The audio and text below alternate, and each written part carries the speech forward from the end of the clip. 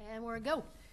Good evening, everybody. I welcome you and call to order the May 21st, 2019 meeting of the Hingham Board of Selectmen. First item on our agenda is the approval of the minutes.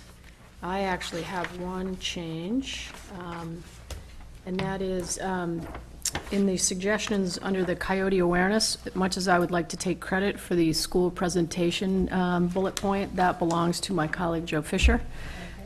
So I think, I don't know whether there was anything else there, but that one was definitely Joe's suggestion and a good one. Anybody else have any suggestions for the minutes? So with that amendment, I would move that we approve the minutes for May 7th, 2019. Second. All those in favor? Aye. Great. Okay. Public comment on items not on the agenda. Seeing and hearing none, we will move to the agenda itself. And I'd ask Harbormaster Corson to join us up at the table to review an MOU between the U.S. Coast Guard and the town of Hingham. Good evening. Good evening. Hey, Ken. Thank you for having me. So you'd like to start with the Coast Guard? Yeah, if we could. If Sure, you could just okay. sort of take us through it. And Absolutely. So this is a memorandum of agreement between the United States Coast Guard and the town of Hingham regarding the enforcement of maritime safety and security zones.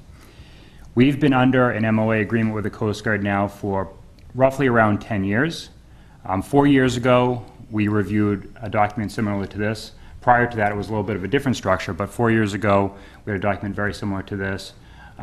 It was thoroughly reviewed by the town, I believe town council reviewed it, and it was also reviewed by the chief of police, myself.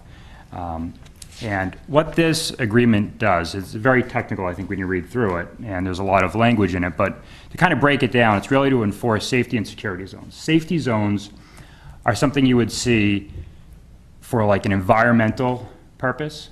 There could be an oil spill, or it might also be just a safety issue, something where we don't want people to go for safety reasons.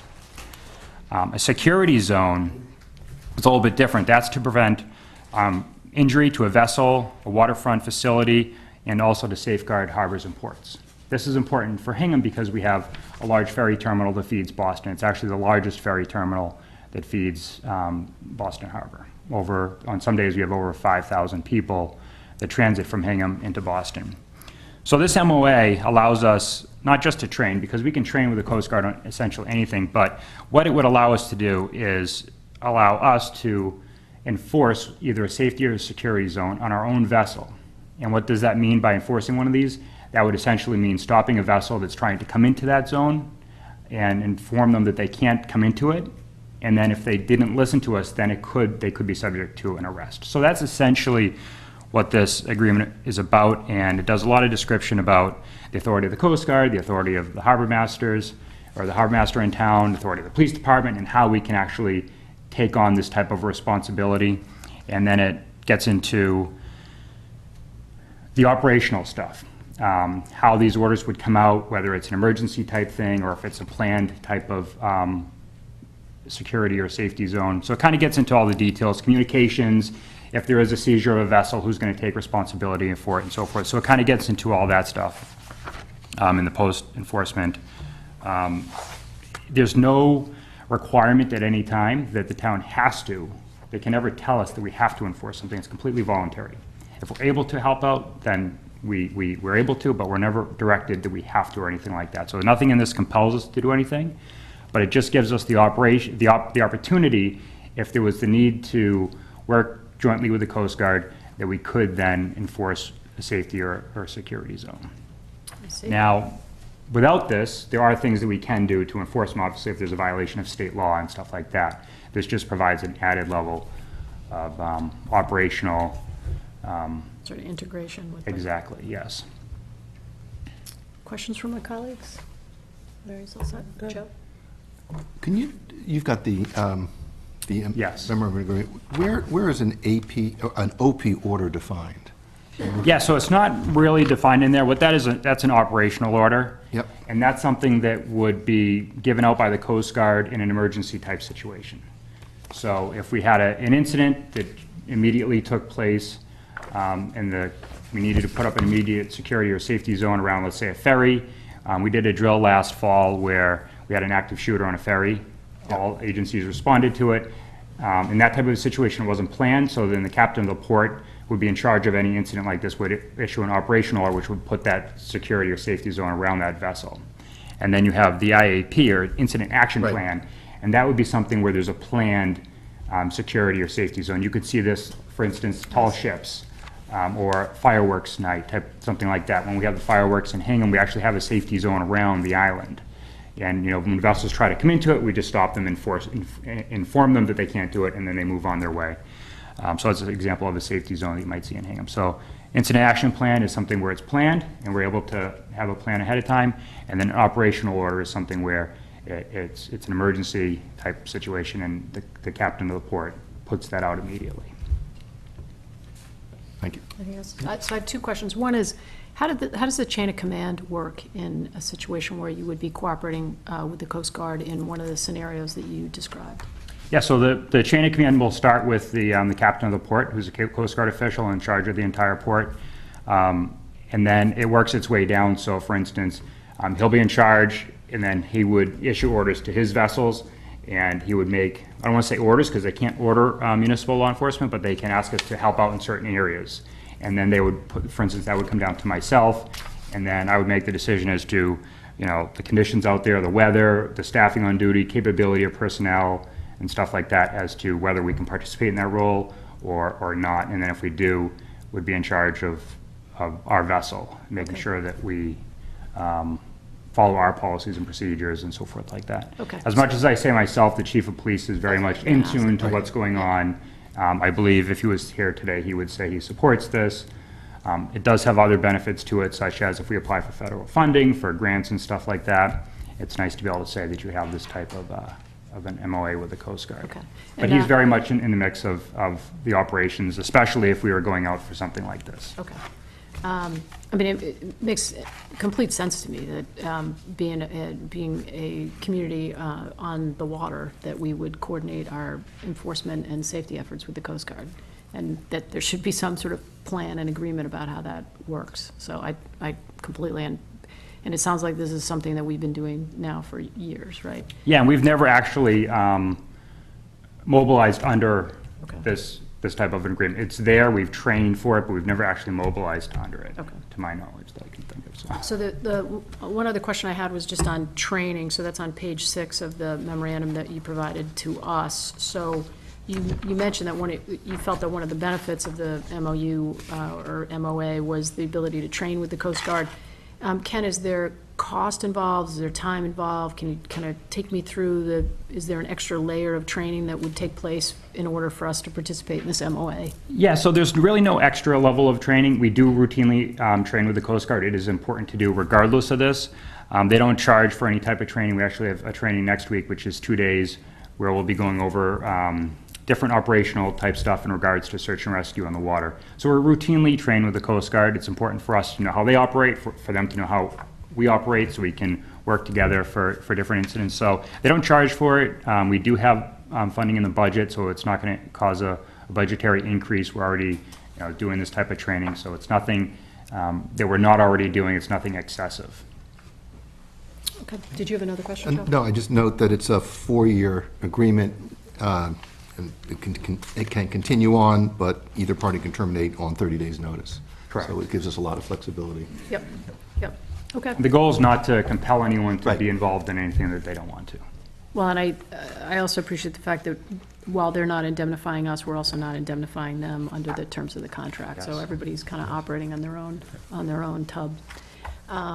Any further questions from my colleagues? Questions from the audience on the MOA? Seeing none, I would take a vote. I'll make a motion to authorize the Chair of the Board of Selectmen to sign the memorandum of agreement between the United States Coast Guard and the town of Hingham regarding the enforcement of maritime safety and security zones. Second? All those in favor? Aye. Okay. And next, one of my favorite items of the spring, it means that spring is actually coming, is the appointment of Assistant Harbormaster. So can you take us through that as well, Ken? Sure. So I have a list of reappointments. No one here is new. These are all reappointments to the position of Assistant Harbormaster. Pursuant to state law, Massachusetts General Law, Chapter 102, Section 19, Assistant Harbormasters are appointed for a 3-year term. For the individuals that I have listed on here, their term is expiring, and basically what happens is, upon the recommendation of the Harbormaster, the Board of Selectmen makes the appointment, and I have recommended that Head Assistant Harbormaster Joe Driscoll be reappointed.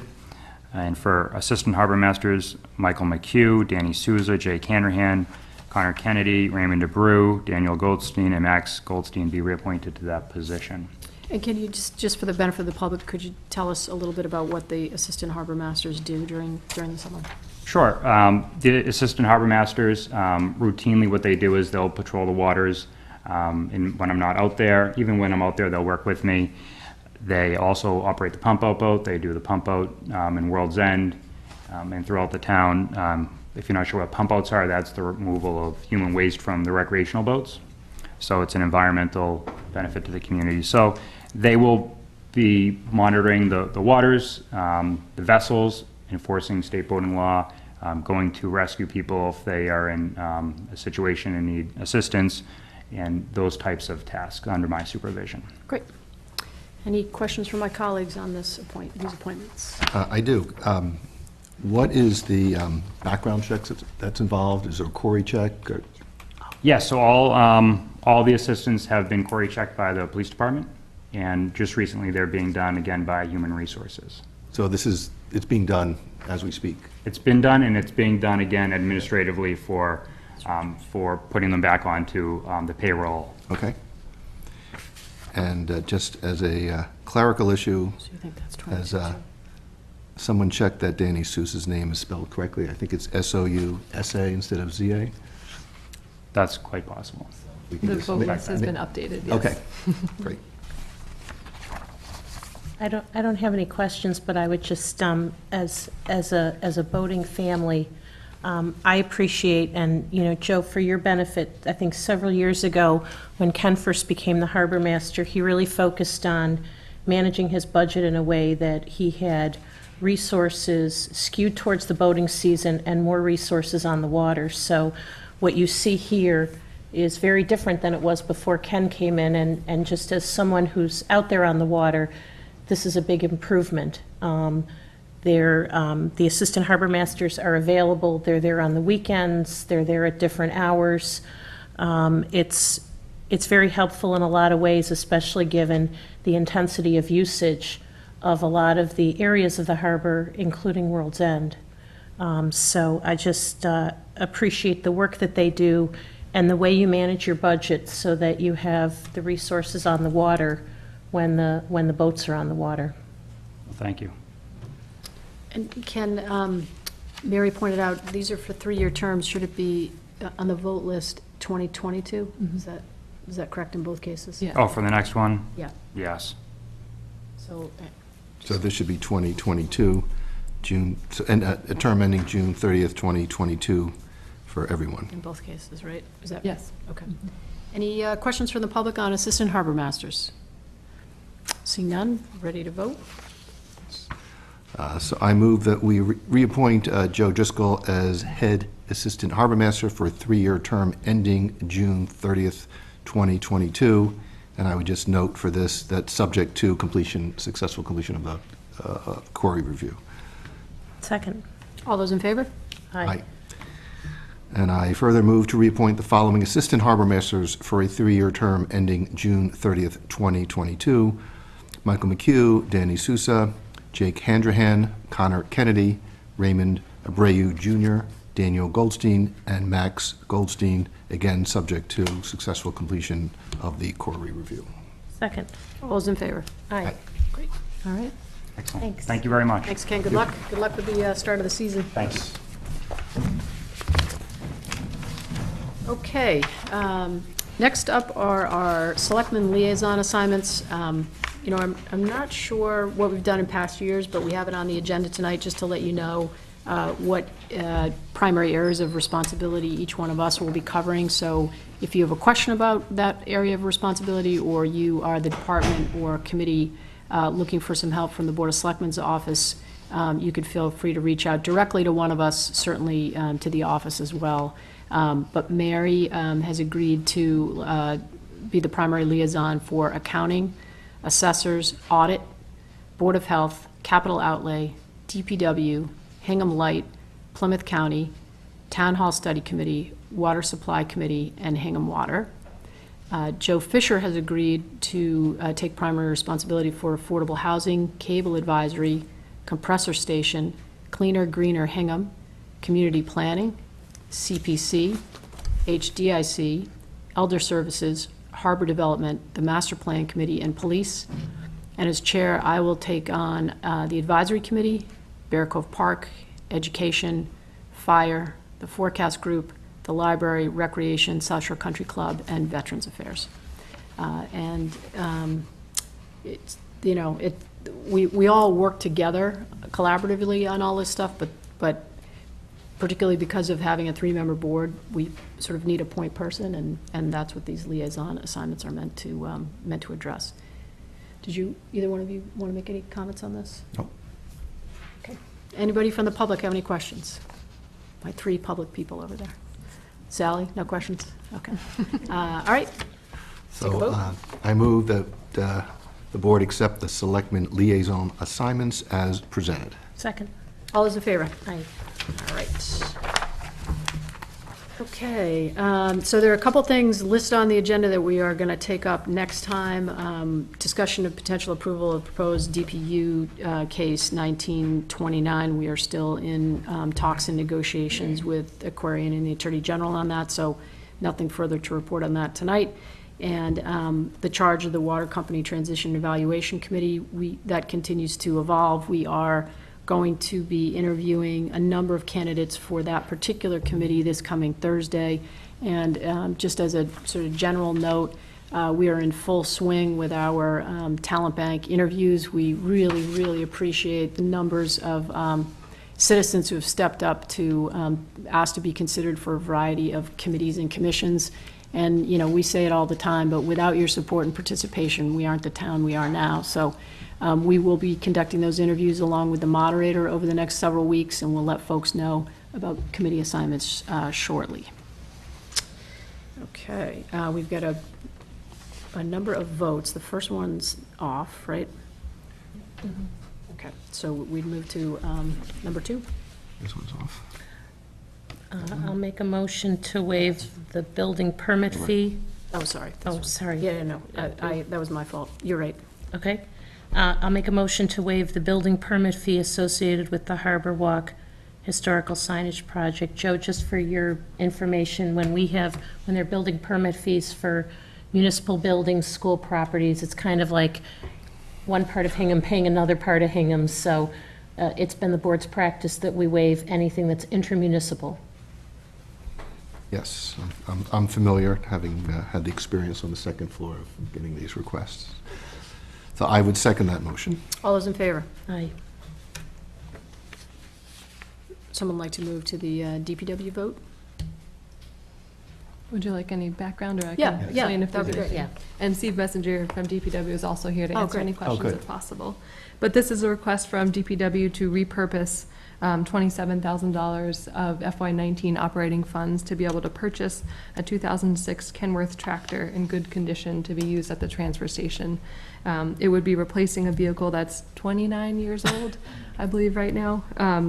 So Public Works was contacted by a vendor that they're working with who's currently helping us with our operations at the transfer station while that other vehicle is being repaired. DPW has inspected the vehicle, knows it's in good condition. And from a procurement standpoint, what we have to do is request 3 quotes. So we're in process right now of requesting 2 additional quotes to make sure that we're getting a good deal. Those will be handed in by Friday. I think we've received 1 other to date. And the Capital Outlay Committee has approved this request. So next it comes to before the board, before it would go to advisory if the board approves it tonight. So it sounded like a great deal. I know it's something that's been on your capital request list for the last couple of years and hasn't come through, and at this price point, it seemed to make a great deal of sense. Just so I understand the process, we're getting 2 more quotes? Yes, so we have to request 3, so we've sent the same scope of services, or scope of Right. the specs to the 3 vendors in terms of the type of vehicle we're looking for. We can't request exactly this one, but we can say no older than 2005, no more than this many Right. miles, has to have this type of equipment, and And so we've gotten one more back that came in a little bit Yep. above this price and was an older model, and then we're waiting for one final one. But we have to request 3. We don't have to receive all 3. Okay. So would it be appropriate for the motion to repurpose up to 27,000? So if in fact you get a lower quote, we're not committing to spend the 27? That makes sense. So with that, I would move to approve the request of the Department of Public Works to repurpose up to $27,000 from the fiscal year 19 DPW Transfer Station operating budget to purchase a 2006 Kenworth tractor. Second. All those in favor? Aye. Great. Thank you. Thanks, Steve. All right. Now, one of my favorite parts of the meeting, the one-day liquor licenses. Yes. Michelle, everything's in order. Yes, it is. Any questions from my colleagues on the one-day license for the Hingham Road Race? No? Like a motion? Sure.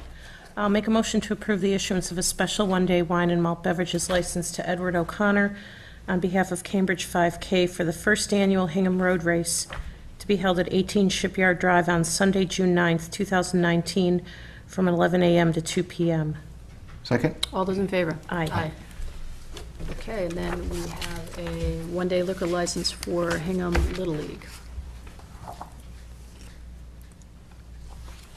Aren't they too young to be? So one question I did have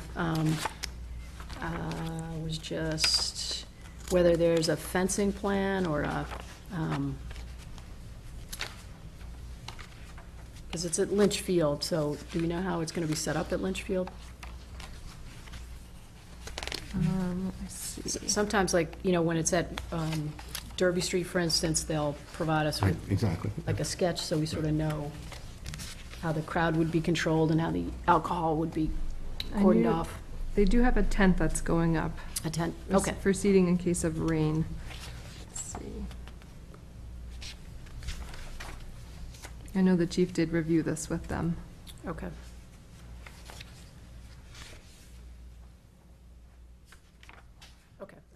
Okay, you know, I think we've been through this. Unless my colleagues feel otherwise, I'm happy to follow up with the chief. I think usually with these events at like 7 to, you know, it's 6 o'clock to 10 o'clock, so I think the only people that will be there will be people who are there for the event, so I think. Right, it's not like Derby Street. But yeah, I think by virtue of it, it's going to be easy to manage the crowd. They usually set up close to the concession stand. So it does say, there is a bullet point here that just says, people aren't going to be allowed to sort of wander around, and there's obviously no alcohol in Bear Cove Park. Yeah. They'll be containing the alcohol to the area near the Lynch shed. Okay, Yep. great, thank you. Yeah, my experience has been the chief is really on top On of it, these things. yep. Yeah. Okay. Any other questions on the Little League one day? I'll take a motion. I move to approve the issuance of a special one-day wine and malt beverages license to Jeff Leone, is it Leone? On behalf of Hingham Little League for the Hingham Little League end-of-year fundraiser to be held at Lynch Field on June 15th, 2019, from 6 p.m. to 10 p.m. Second. All those in favor? Aye. Okay, and last but not least, the Wellspring fundraiser, South Shore's Got Talent. I wonder if there's a dance piece of that, Joe. What do you think? There just might be, and this is another way we could have our talent, as we're doing our interviews. We could Exactly, talent bag. Consider that. It's a full, Yes. yeah, full evaluation. Any questions on this one? I would take a motion. Make a motion to approve the issuance of a special one-day all-alcoholic beverages license to Kelly Fleming on behalf of Wellspring Multi-Service Center for South Shore's Got Talent to be held at South Shore Conservatory on June 7th, 2019, from 6 p.m. to 9 p.m. Second? All those in favor? Aye. Great. Okay, we have no appointments tonight, so we'll move to Selectmen and Town Administrator reports. Michelle? Sure. The town administrator asked me to update the board on progress made since the discussion on coyotes at the last selectman meeting on May 7th. So some of the things that have happened since include, on the following day, May 8th, the town administrator met with the police chief and animal control officer to discuss possible strategies to tackle the issue. We've since reached out to state agencies to review existing wildlife studies and are awaiting copies of those studies, so we'll be able to review those as soon as we get them. We've reached out to the environmental police to schedule a meeting to discuss, among other things, evaluating the existing legislation, the pros and cons of requesting new legislation, the validity and legality of den disruption as a possible approach, as well as making physical improvements to the community that might affect coyote behavior, and any other strategies that might be helpful in this case. In addition, Leslie Badger is working with schools, neighborhood groups, and individual families to schedule information sessions. And the police department has rolled out an improved online data collection tool.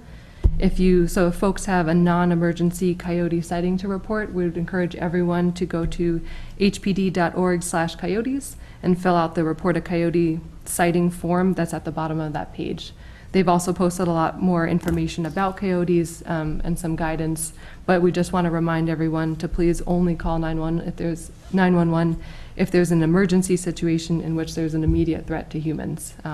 Collecting this data online will really help drive our assessment of coyote and wildlife behavior.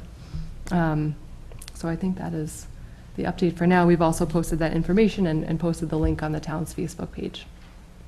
Well, I know I speak for my colleagues when I say I really appreciate the quick turnaround. I think people are very concerned about this, and I think, you know, we've demonstrated goodwill in trying to be as responsive as we possibly can in a multifaceted way. So I appreciate that, and I think, you know, the work's not done. We're continuing to, I think, evaluate potential solutions to, you know, again, what's a troubling issue in town. So thank you. Anything else to report? Nope, that's it. Thank you. Great. Joe? Nothing else? Mary? I've got a couple of things. I just want to mention that the town actually received an award 2 weeks ago. We were named one of 10 Housing Choice Communities in Massachusetts for 2019. And that is an award that, again, one of 10 communities in the Commonwealth, and that was because of the number of housing units that we've added in Hingham over the last 5 years. The target is 5%. We added 7.7%. And, you know, a lot of people were instrumental in making that happen, but clearly Emily Wentworth, town employee extraordinaire, was just so critical in driving a lot of that work. And it was nice to see that she was among the Hingham contingency that actually went to receive the award. Joe and I attended last Wednesday. The Affordable Housing Trust had a housing forum.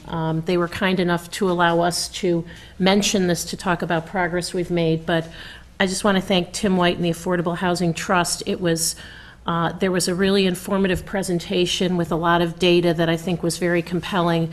They then broke out into kind of brainstorming sessions with residents. They'll be doing a second one of these forums and then presenting back to us, I think, at some point on their findings. I think it's really timely. It's going to feed the master plan effort. And it was really interesting. Last Wednesday was the first sunny day in a very long time, and the room was packed. Wow, that's great. Which I think speaks to, you know, the concerted commitment in this community. So that was terrific. I would just also mention that last week, there was, relative to the compressor station, and this will be my handoff to Joe, but the air quality permit, there was an appeal of the air quality permit that was issued last year, and so that appeal took place last week. And I would mention that our council was present for 2 of the days of testimony. Interestingly, there was a lot of data and part of a report that sort of made its way into the hearing sort of late, and so there's been a hold on continuing and closing out that hearing until such time as the parties have had a chance to digest. It was something like 750 pages worth of data. I would just also mention and offer thanks to, you know, Friday morning there was a minor fire at the high school. And through the efforts of the Hingham Fire Department, the Hingham School Central Office, the high school staff, the building commissioner, our town accountant, the selectman's office. What could have been an extraordinarily disruptive event was really well handled. The police department were right on the scene. School, as we know, was not in session on Friday. I will tell you that there were service master trucks at the high school all weekend, and several classrooms are not yet in service because of water and smoke damage. And so the high school staff, Principal Rick Swanson, his administrators, and his team, they had to work literally all weekend to figure out how do you put 1,200 kids in a space where 19 of your classrooms are not in service. They're having MCAS today. The MCAS are done with technology now, so they really had their work cut out for them to try to figure out how to get everybody there. And then yesterday morning, everybody gets to school, and there was an issue with the gas having to get turned on, and an inspection that is required when gas is turned back on in a building. And again, the flexibility, the patience, the mobilizing of everybody, including Michelle, to just figure this out, put 1,200 kids on the field for an hour while this got sorted out. It was, you never like to see those things happen, but I would actually say I think it was our community and the people that work for this town at their best, working together to make the situation manageable, and also appreciate, for the parents and the students, it required a lot of patience. And then lastly, I would just mention that Memorial Day is Monday, and we will be having a commemorative ceremony here at 11 o'clock, and it's open to the public, and just invite everybody to come and participate. And I believe there's a subsequent service at Linden Ponds at 1 o'clock. Yep. Great, thank you.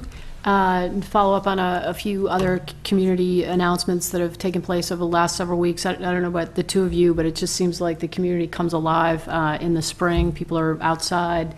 We finally see some sunshine, and it's a really, really busy time of year. There was a Marine Corps honor run on May 11th at Carson Beach, honoring Corporal Christopher Orlando. About 1,500 folks participate in the honor run, and there are about 150 people on Team Orlando supporting the memory of Corporal Orlando, honoring himself and his family, and I think it was an incredible outing for all those that participated. In advance of Memorial Day, the Veterans Service Office and the Veterans Council hosted the Peace Officers Memorial Day to honor police officers killed or injured in the line of duty. That coincided with the celebration also in Washington, D.C., where a number of our folks from Hingham attended that memorial event as well, joining their colleagues from Weymouth in honoring, in particular, Sergeant Chesna as part of that recognition. On a much lighter note, we had the Taste of Hingham this weekend, and I will give a particular shout out to Cleaner Greener Hingham, who I think is making us much more mindful of our recycling efforts at those events. It was a little bit comprehensive and challenging, but the folks from the Congregational Church rose to the occasion. And I talked to Lynn Barkley. I think she said it was one of the most well-attended Tastes of Hingham that we've had. It stretched from one end of the street to the other, with Nona's being the, I think, the crown jewel at the very end, if you could make it all the way down the street. So it was great to see the merchants out, a lot of young families, and again, great to see the sun. Old Derby was open, just another one of those great days in Hingham. On Sunday, a little cloudier, but there was the reenactment of the Battle of Grape Island, presided over by our moderator, Michael Puzo, which was well attended and run by the Historical Society. And then you may have noticed this all around town over these next several weeks. In anticipation of Memorial Day, the town participates in changing and displaying flags on the grave of every deceased veteran in the town of Hingham. And I know my colleagues and I have participated in the planting of those flags every year. It's an honor to do it, and it's an incredible I think, to look across the cemeteries in town and see the care and the pride that this town takes in their veterans. And then last but not least, yesterday was the Selectmen's Cup Golf Tournament, which benefits our 4th of July parade. Again, well-attended. We appreciate the support. It started out as a beautiful day. It ended up as a monsoon, but the course weathered it, and some of the golfers weathered it. So it was a great event, and we thank Kevin Whalen and Chris Riley and his entire staff at the South Shore Country Club for hosting that event. And in my thank you email to Kevin today, I just said, you know, it's a treat to be at that club, because I feel welcome both on the course and in the clubhouse. I think it's really a nice feel up there. And so if you haven't been by the Greenside Grill or gotten out on the course, I encourage you to do so. So I think that's it, unless anybody else has anything else. Just add one other thank you Sure. For that event, Jim Murphy, who really put in a lot of time. right. Yep. And is Yeah. working on the parade, so there was really one. I arrived after you left. Okay.